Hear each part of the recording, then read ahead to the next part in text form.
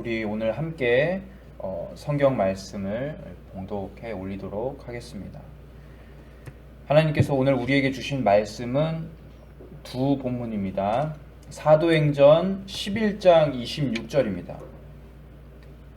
사도행전 11장 26절 말씀입니다. 저와 여러분이 함께 합독하여 읽고 두 번째 본문 읽도록 하겠습니다. 읽겠습니다. 사울을 찾은 바나바는 사울을 안디옥으로 데려왔습니다.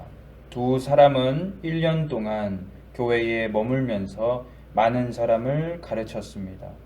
제자들은 안디옥에서 처음으로 그리스도인이라고 불렸습니다. 아멘. 그리고 두 번째 본문입니다. 사도행전 15장을 읽도록 하겠습니다. 사도행전 15장 36절부터 41절까지의 말씀입니다. 사도행전 15장 36절부터 41절까지의 말씀입니다. 저와 여러분이 마찬가지로 합독하여 읽도록 하겠습니다. 며칠 뒤에 바울이 바나바에게 말했습니다. 우리가 주님의 말씀을 전한 바 있는 여러 도시로 다시 가서 신자들을 방문하고 그들이 어떻게 지내는지 알아봅시다. 바나바는 마가라 불리는 요한도 데려가고 싶었습니다. 그러나 바울은 마가 요한이 그들과 함께 계속 일하지 않고 밤빌리아에서 그들을 떠난 사람이었기 때문에 그를 데려가는 것을 좋게 여기지 않았습니다. 바울과 바나바는 이 일 때문에 심하게 다투었습니다. 그러다가 둘은 마침내 갈라서고 말았습니다. 바나바는 마가를 데리고 배를 타고 키프로스로 떠나갔습니다. 반면 바울은 실라를 선택하였으며 주님의 은혜를 빌어 주는 안디옥 신자들의 환송을 받고 실라와 함께 그곳을 떠났습니다. 바울은 시리아와 길리기아를 다니면서 각 교회에게 힘을 북돋워 주었습니다. 아멘.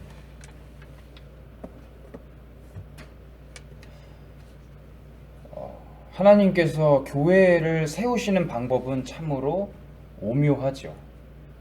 우리의 이해로는 하나님의 뜻을 가늠해 볼 길이 없습니다. 스데반 집사와 같이 굉장히 착하고 믿음 좋고 또 충성된 이 사람을 되게 오랫동안 교회의 덕이 될 수 있도록 쓰실 수도 있으신데 하나님께서는 스데반 집사를 빠르게 데려가시죠. 그 이후에 하나님께서는 누구를 부르십니까? 예수 그리스도의 그 복음 사역을 굉장히 싫어했던 안티크리스천이라고 불릴만한 바울. 이 바울을 복음 전도자로 하나님께서 부르시죠. 바울은 어떤 사람이었습니까? 바울은 당시 율법의 최고로 해박한 사람이었겠죠. 당대 최고의 선생이었던 가말리엘이라는 랍비 아래에서 공부했으니 이 바울이 미래에는 율법 교사가 되거나 아니면은 종교 지도자들처럼 정치를 할 수도 있을 정도로 굉장히 유능한 길을 걷고 있었던 사람입니다. 그런 바울이 가지고 있었던 특별한 은사가 있었죠. 그것이 무엇입니까? 사람을 논리적으로 설득하는 굉장히 방대한 지식의 양과 이해였습니다. 그는 유대인임에도 불구하고 그리스 철학과 그리스 언어에도 일가견이 있었다고 하니까 그는 복음 사역에 바로 그 즉시 투입되기만 하면은 굉장히 최대 효과를 누릴 수 있을 정도 같은 것이죠. 그러나 하나님께서는 바울을 부르신 다음에 바로 사용하셨을까요? 그것은 아니죠. 하나님은 바울을 기다리게 만드셨습니다. 바나바가 다소로 가가지고 이방인 사역에 동참해달라라고 권하기 전까지 자그마치 몇 년을 기다린 것입니까? 13년이라는 세월을 바울은 하나님의 명령을 기다린 것입니다. 그동안 하나님께서는 바울을 사용하지 않으시고 아시아로 퍼져나가는 그 교회들이 재정비될 수 있도록 만드십니다. 이와 같이 사람의 일과 하나님의 일은 확연한 차이가 있습니다. 사람들은 효율성을 따지죠. 그래서 바울이 예수님을 영접한 다음에 더 빠르게 복음 사역에 몰두하였더라면 어떨까라는 그런 생각에 젖어들기도 하죠. 그러나 그런 전략과는 무관하게 하나님께서는 어떠신 분입니까? 무에서 유를 창조하시는 분이고 기적으로 교회를 세우시는 분이시죠. 그분의 무한하신 그 능력을 통해서 이해할 수 없는 그 방법을 통해서 교회가 전 세계로 퍼져나가도록 하십니다. 오늘 우리가 읽어보았던 이 본문은 두 부분으로 나누어져 있었죠. 한 부분은 우리가 지난주까지 살펴보았던 바울과 바나바의 재회 장면이 있었습니다. 이 장면은 바울이 다소에서 13년을 기다린 후에 바나바가 다소로 와가지고 바울에게 이방인 전도 사역을 권하고 바울이 동참하는 장면입니다. 이 과정에서 바울과 바나바는 환상의 짝꿍 또 환상의 콤비가 됩니다. 바나바는 선한 사람이었죠. 선한 사람인데다가 착했고 또 사람을 잘 세워주는 그런 은사가 있었습니다. 또 바울은 설득력이 있었고 이성적으로 신앙을 전하며 활력이 넘치는 사람이었습니다. 그래서 바울과 바나바가 만난 지 얼마 안 되는 시간에 이런 말이 등장했지요. 그게 오늘 읽었던 사도행전 11장 26절입니다. 사울을 찾은 바나바는 사울을 안디옥으로 데려왔습니다. 두 사람은 1년 동안 교회에 머물면서 많은 사람을 가르쳤습니다. 제자들은 안디옥에서 처음으로 그리스도인이라고 불렸습니다. 이런 장면이 있죠. 여러분, 그리스도인이라는 말은 과연 어떤 역사적인 뜻을 가지고 있을까요?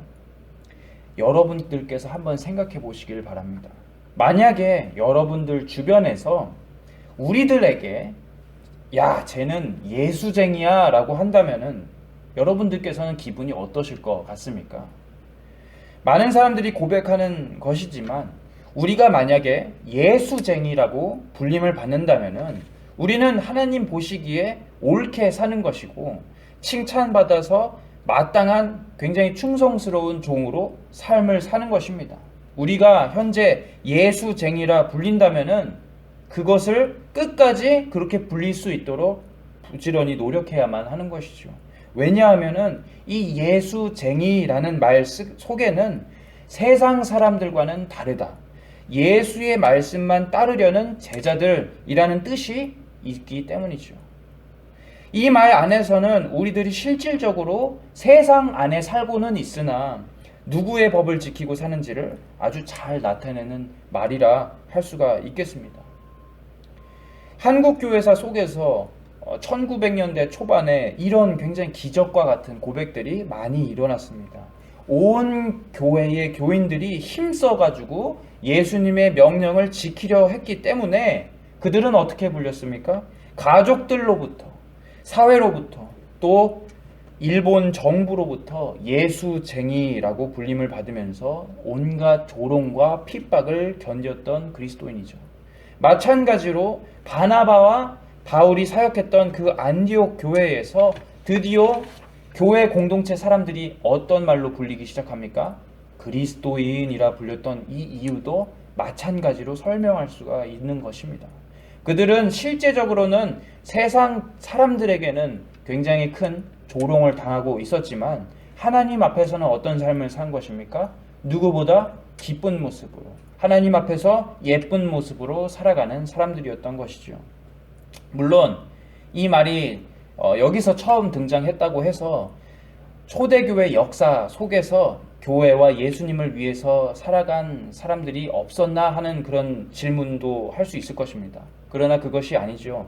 아마 안디옥에서 처음 그리스도인이라는 말이 생겨난 이유는 복음을 위해서 철저하게 자신의 그 장점, 은사를 갈고 닦았던 바울과 또 선한 영향력으로 복음을 위해서 사회에 힘을 주었던 그 바나바의 장점이 부각되어서 누구보다 더 빠르게 현장이 변하지 않았을까 저는 추측해 봅니다.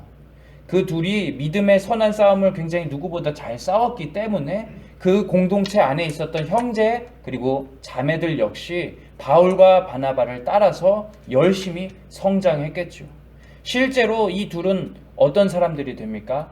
안디옥에서 시작해서 많은 제자들, 많은 성도들을 양성한 이후에 다른 지역으로 건너가서 하나님의 그 복음을 전하는 데 열중합니다. 바울과 바나바는 함께 약 2년 동안 동고동락하면서 여러 교회를 세웁니다. 이 과정을 가리켜서 바울과 바나바의 제1차 전도 여행이라고 부르죠. 하나님의 은혜로 이 2년 남짓한 기간 동안 굉장히 먼 거리를 돌아다니면서 많은 교회를 세웠는데요. 대표적으로는 구브로, 그리고 터키, 비시디아, 안디옥, 이고니온 같은 굉장히 큰 도시에 가서 그 수많은 그 도시 속에서 그리스도를 전하는 것이죠. 이 과정 속에서 하나님의 은혜를 경험했던 바울과 바나바, 이 사람들은 마치 끝까지 함께할 것만 같은 그런 환상의 콤비가 된 것 같죠. 그러나 성령 하나님께서는 어떤 계획을 가지고 계셨습니까? 그 둘을 따로따로 세우시길 원하셨던 것이고, 그 결과 바울과 바나바는 어떻게 됩니까? 헤어지는 결과가 나타나게 되는 것이죠. 그래서 오늘 우리가 두 번째로 함께 읽었었던 사도행전 15장의 내용이 바로 이런 내용입니다. 사도행전 15장 36절부터는 바울과 바나바가 이제 제2차 전도 여행을 계획하는 회의로 시작을 하고 있습니다. 바울은 어떤 아이디어를 냈냐 하면은 과거에 우리가 세웠던 그 교회들이 지금 잘 성장하고 있는지, 잘 자라고 있는지 그들을 다시 방문하여서 격려하길 원했습니다.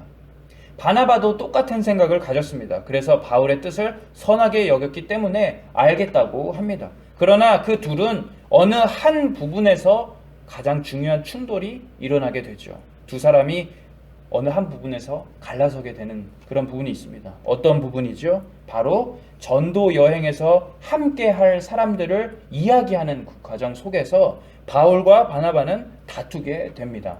37절, 15장 37절에서 바나바라는 사람은 마가라 하는 그 청년을 데리고 가길 원했습니다. 이 부분은 저희가 과거에 읽었었던 그 개역 한글판이 더욱더 잘 묘사를 했기 때문에 개역 한글판으로 읽어드리도록 하겠습니다. 바나바는 마가라 하는 요한도 데리고 가고자 하니, 이 마가라 하는 요한이란 이 청년은 사실 바울과 바나바의 제1차 전도 여행에서 함께했던 이력이 있었던 사람입니다.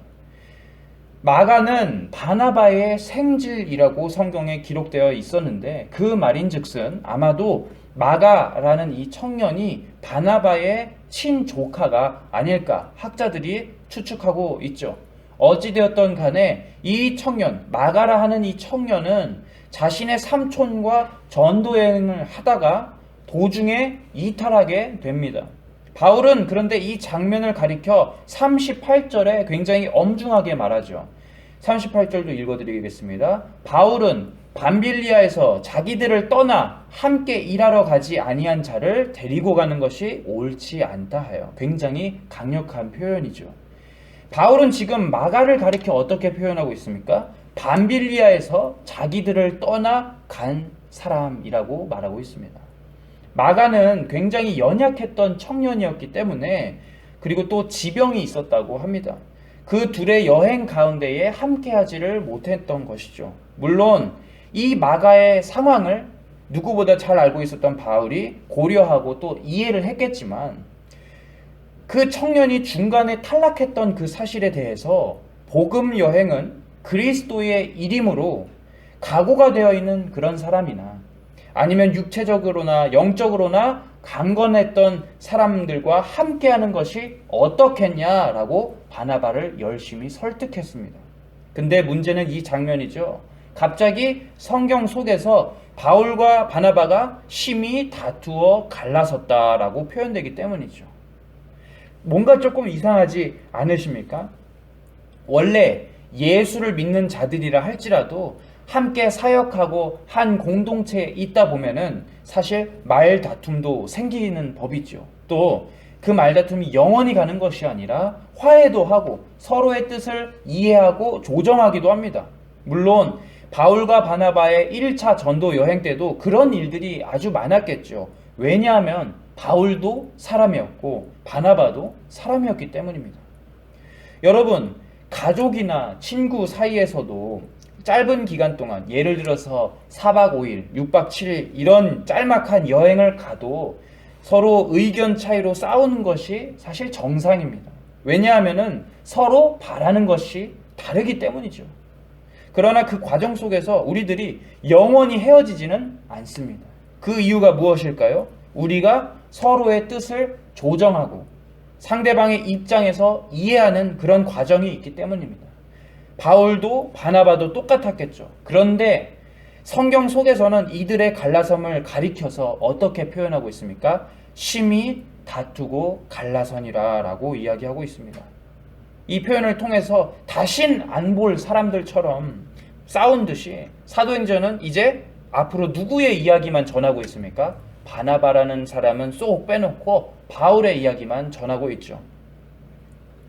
저는 처음에 이 싸움에 대해서 굉장히 이해가 가지 않았습니다. 왜 누가가 이 장면을 기록했을까? 왜냐하면 이 둘은 굉장히 복음 전도에 있어서는 환상의 콤비였기 때문이죠.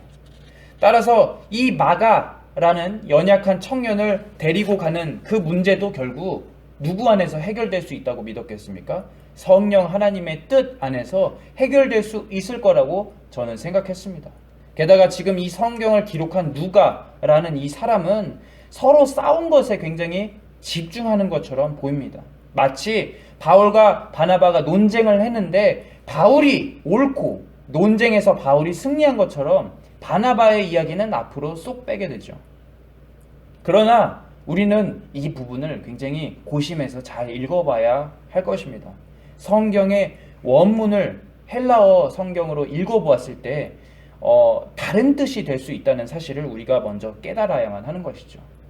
우선 바나바와 또 바울이 그 마가라는 청년을 데리고 가느냐 마느냐 하는 그 의견 차이로 서로 대립했다라는 사실은 사실 부인할 수가 없는 것입니다.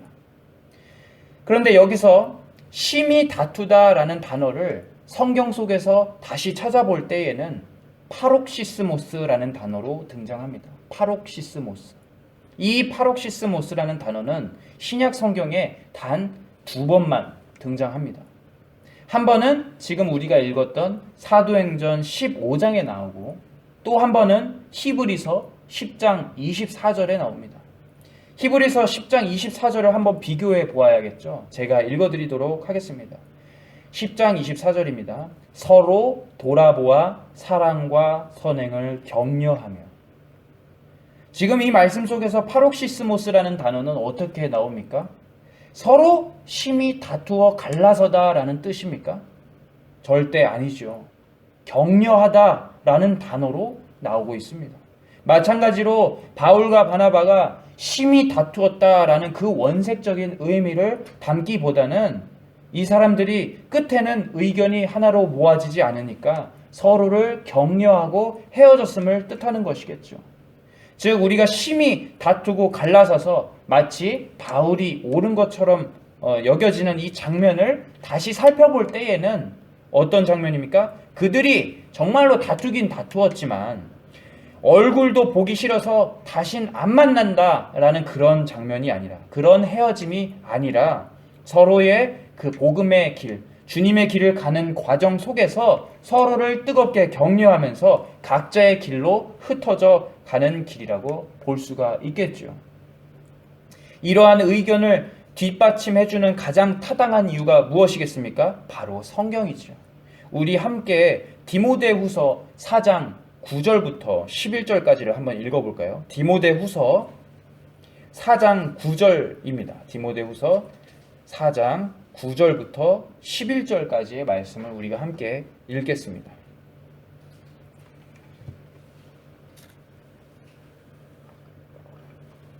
디모데후서 4장 9절부터 11절까지의 말씀입니다. 절수가 적으니 저와 여러분이 함께 읽도록 하겠습니다. 시작. 되도록 빨리 내게 와주었으면 합니다. 데마는 이 세상을 너무 사랑하여 나를 버리고 데살로니가로 갔습니다. 그레스게는 갈라디아로 떠나고 디도도 달마디아로 가버렸습니다. 누가만이 내 곁에 남아있는 유일한 사람입니다. 그대가 올 때에 마가도 같이 데려왔으면 좋겠습니다. 지금 그의 도움이 필요합니다. 이 부분을 개역 한글판으로 읽으면은 11절은 누가만 나와 함께 있느니라. 내가 올 때 누구를 데리고 오라고요? 마가를 데리고 오라. 그가 나의 일에 유익하니라 라고 되어 있습니다. 여러분, 이 장면은 어떤 장면이겠습니까? 바울이 이제 10수년간을 주님을 위해서 전도한 뒤에 인생의 마지막을 보내는 장면이죠. 인생의 마지막을 어디서 보내냐면은 로마 감옥에서 보내면서 마지막에 자기의 참 아들이었던 디모데에게 편지를 보내는 장면입니다. 바울은 자신의 죽음이 다가오는 것을 선명하게 느낄 수가 있었습니다. 그 과정에서 진심을 다해서 자신의 진짜 사랑하는 제자 디모데에게 이렇게 부탁하죠. 너는 속히 내게 와 죽어라. 데마는 세상을 사랑하여서 배신했고, 그레스게는 또 디도는 사역으로 각 지역에 갔다. 누가만 지금 나와 함께 있다. 그런데 여기서 바울이 덧붙이죠.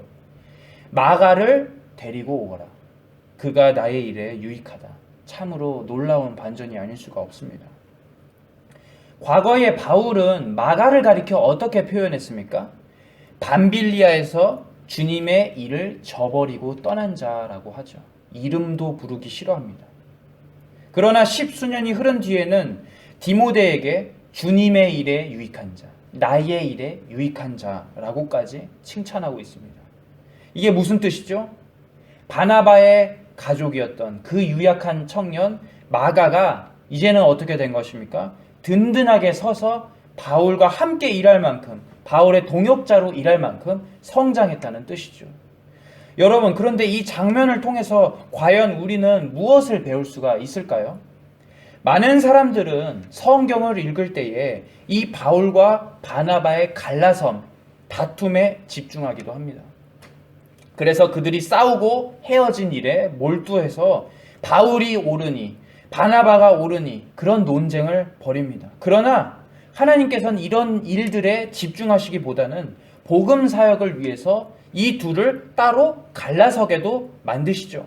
환상의 짝꿍이었던 그 둘을 따로 떨어뜨려 놓아서 더욱더 멀리 보는 주님의 일을 계획하시는 것이죠. 여러분, 이 장면 속에는, 디모데후서의 이 장면 속에는 하나님의 일하심의 특징이 굉장히 잘 드러나 있습니다. 하나님의 일은 드러나기도 하지만 드러나지 않는 상황 가운데서도 이루어진다는 사실입니다. 성경 속에서 사도행전 15장 이후에는 바나바라는 이 인물은 거의 등장하지 않습니다. 그러나 그렇다고 해서 이 바나바보다 바울이 신약 성경 역사에서 더 중요한 사람이냐라고 묻는다면은 그것은 그렇지 않다라고밖에 답할 수가 없죠. 오히려 우리는 어떤 사실을 알고 있습니까? 각자의 감당해야 하는 그런 몫이 있다고 이해할 수가 있겠죠. 바울은 어떤 식으로 일했습니까? 드러나는 형태로 하나님의 일을 감당하는 자로 섰습니다. 바나바는 어땠습니까? 비록 보이지는 않았지만 보이지 않는 형태로 하나님의 일을 감당하는 자로 서게 됩니다. 어떤 사실을 통해서 우리가 이 사실을 알 수가 있었죠? 바로 둘이 갈라섰던 이유, 마가라는 청년의 변화를 통해서 우리가 알 수 있었습니다. 여러분, 마가라는 이 청년은 굉장히 처음에는 연약했죠. 그래서 처음에는 주님의 일을 감당할 수 없었습니다. 그러나 나중에 바울이 이야기하기로 인생의 마지막을 기억해 볼 때에 그를 가리켜, 마가를 가리켜서 어떻게 표현하고 있습니까? 유익한 사람, 나의 일이든 주님의 일이든 굉장히 유익한 사람으로 평가합니다. 이 과정 속에서 과연 누구의 큰 섬김이 있었겠습니까? 바로 바나바겠죠. 바나바는 성경 속에서 주인공처럼 많이 등장하지는 않습니다. 그렇다 할지라도 그는 괴념치 않고 자신이 옳다고 생각한 일에 전념하죠. 여러분, 바나바의 은사가 무엇이었는지 기억하고 계십니까? 그는 교회를 세우는 일, 그리고 또 착한 사람이었고 사람을 잘 세워주는 그런 은사가 있었습니다. 여러분, 사람을 잘 세워줄 수 있는 은사를 가진 사람은 어떤 사람입니까? 자신의 존재는 완전히 내려놓고 오로지 주님의 일을 위해서 주님의 종들을 양성하는 일에 전념하는 자여야만 합니다. 따라서 바나바는 이 마가라는 유약한 청년을 변화시키고 바울의 사역과 주님의 사역에서도 동시에 칭찬을 받을 수 있는 그런 사람이 되도록 엄청난 노력과 훈련을 주님 안에서 시켰을 것이 분명하죠. 여러분, 교회를 세우시는 하나님의 방법은 제가 처음에도 말씀을 드렸지만 굉장히 오묘하게 이루어지죠. 또한 우리가 예상하지 못하는 상황 가운데에서도 결국 하나님의 뜻 안에서 선하게 또 이해할 수 없는 방향으로 이루어지기도 합니다. 우리가 지난 몇 주 동안 바울과 바나바의 이야기를 보면서 살펴본 교회의 그 역사는 어떠했습니까? 정말 우리가 예상할 수 있는 일이 단 하나도 없었죠. 우리 기준에서 볼 때에는 하나님은 도대체 왜 이 사람을 사용하지 않으실까? 하나님은 왜 이 방법을 사용하지 않으셨을까라고 고민이 되기도 했습니다. 마찬가지로 바울과 바나바라는 이 환상의 짝꿍이 왜 헤어져야 했는지 이해할 수가 없기도 합니다. 그러나 여러분들도 아시다시피 하나님은 다 뜻이 있으시죠. 그분이 이루시는 일은 때로는 보이기도 하고 때로는 보이지 않기도 합니다. 그 과정 속에서 교회는 굉장히 든든하게 세워져 가는 것이죠. 마치 이 마가라는 사람이 바나바를 통해서 변화한 것처럼 우리의 교회의 역사 속에서도 서로 감당해야 하는 부분을 맡은 그대로 감당해야 할 것이 분명합니다. 이런 질문이 생깁니다. 과연 사람의 인생 속에서 주인공이 누구일까 하는 사실입니다. 여러분, 주인공은 내 존재, 그런 것이 아니겠죠. 우리 인생에 있어서 주인공은 누구셔야 합니까? 오로지 하나님이셔야만 합니다. 마찬가지로 성경을 읽을 때에도 주인공을 우리가 착각해서는 절대 안 되겠죠. 바울과 바나바 사이에 그런 다툼이 있은 후에, 갈라섬이 있은 후에 바울만 지금 성경에 등장했다고 해서 바울이 마치 하나님 앞에서 옳은 사람인 듯, 주인공인 듯 마치 바나바는 잘못한 사람이라 더 이상 성경 속에 드러나지 않는구나 라고 생각해서는 절대 안 될 것입니다. 오로지 복음 사역에 있어서 주인공은 누가 되십니까? 중심 되시는 인물은 바로 하나님이십니다. 또 우리는 교회가 세워지는 가운데에 바나바처럼 드러나지 않을 때에도 잘 섬겨야 하며 바울처럼 드러나게 될 때에도 하나님을 똑같이 잘 섬겨야 한다는 사실을 우리가 배울 수가 있는 것이죠. 모쪼록 우리가 처음에 읽었던 11장 26절처럼 결국 우리는 그리스도인으로 부름받으며 살아가야 합니다. 처음에 던졌던 그 화두처럼 우리가 그리스도인이라 예수쟁이라 불릴 수 있을 때는 과연 언제이겠습니까? 바로 바나바처럼, 바울처럼 드러나든지 또는 드러나지 않든지 오로지 주님만을 위해서 일할 때에 우리는 예수쟁이, 그리스도인이라 불릴 수가 있는 것입니다. 그때에 우리 모든 하늘소망교회의 모든 성도분들께서는 자신의 존재를 다 하나님에 다 내려놓으시고 진짜 우리의 칭찬인 예수쟁이, 그리스도인으로 불려지시는 삶을 사실 수 있도록 주님의 이름으로 권면합니다. 이 시간 우리 함께 기도하길 원합니다. 바울과 바나바의 일들을 통해서 하나님께서는 교회가 어떤 방향으로 성장해야 하는지를 보여주시죠. 교회는 누구를 주인으로 섬기는 공간입니까? 바로 하나님입니다. 그런데 우리는 연약해가지고 교회 안에서 헌신 봉사할 때마다 때로는 주목받고 싶어 하기도 합니다. 그러나 교회 안에서 우리의 일들은 바울처럼 드러날 때가 있을 수 있고 바나바처럼 드러나지도 않을 수가 있습니다. 중요한 사실은 무엇입니까? 이 두 사역 모두 하나님이 쓰시는 사역이며 사랑하는 자녀라는 사실이죠. 우리 역시 우리가 섬기는 이 교회에서 하나님의 일을 맡아서 할 때에 오로지 나의 존재는 다 내려놓으시고 하나님의 나라, 하나님의 복음을 위해서 이 세상에서 우리가 예수쟁이 또 크리스천, 기독교인이라 불릴 만한 사람이 될 수 있게 해달라고 하나님께 기도하겠습니다. 그리고 또한 죄송합니다. 우리가 세 가지 기도 제목을 놓고 함께 기도하겠습니다. 첫 번째는 삶의 모든 곳에서 그리스도인의 향기를 내는 그 성도가 될 수 있도록. 두 번째는 남아프리카 공화국 박훈 선교사님과 그 가정의 영과 육을 살펴주시길. 마지막은 하늘소망교회 교육 부서 회복과 부흥을 꿈꾸며 하나님 앞에 부지런히 기도로 나아가도록 함께 기도하겠습니다.